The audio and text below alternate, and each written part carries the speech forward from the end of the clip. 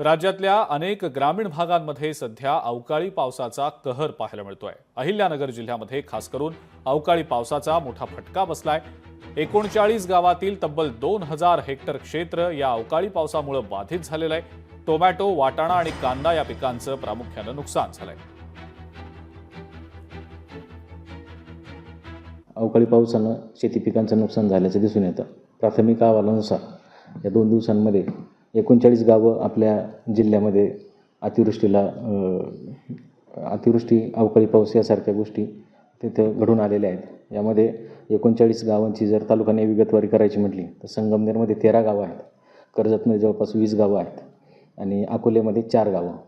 तर असं थोड्याफार फरकानं पाऊस वितरण त्या ठिकाणी आहे आणि जवळपास 2000 हेक्टरपर्यंत पिकं प्राथमिक अहवालानुसार त्या ठिकाणी बाधित झालेली आहे।